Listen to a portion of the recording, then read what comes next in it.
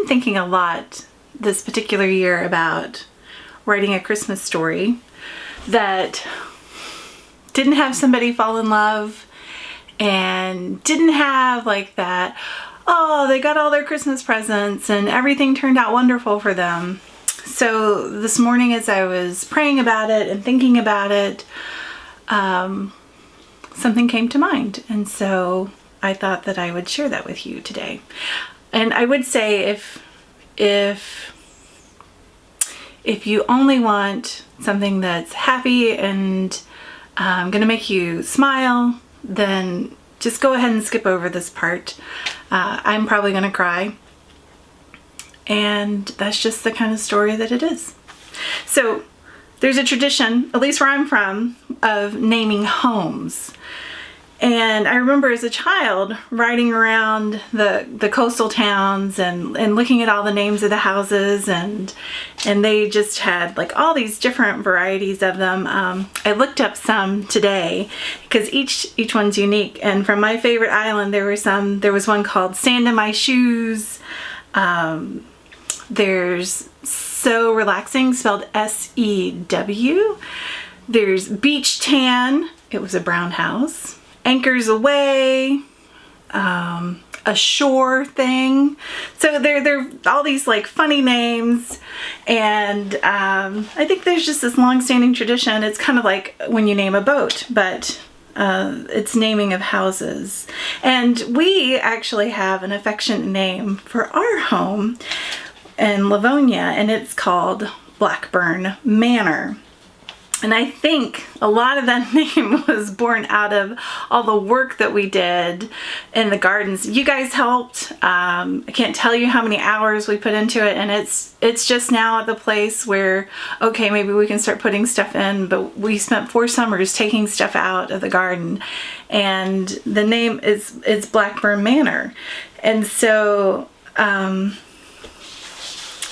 but as I think back about our life here at Blackburn Manor in the last 6 years, we could have easily named it the House of Pain, or the House of Sorrow, or the House of Lost Dreams.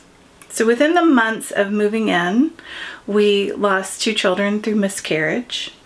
We lost friends. We lost people. And then years following, we've lost pets.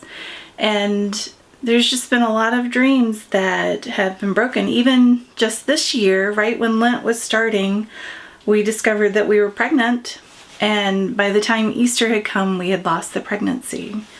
So this house has witnessed more than its fair share of sorrow.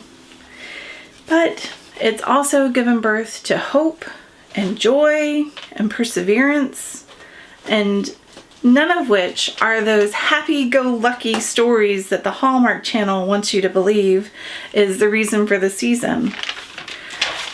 This home isn't one of quick fixes or last-minute touchdowns for the victory. We're not wrapped up in cute meets and longings met. No, this home is an Emmanuel home, one where God has met us. God has met us in the middle of the night while we were praying for miracles.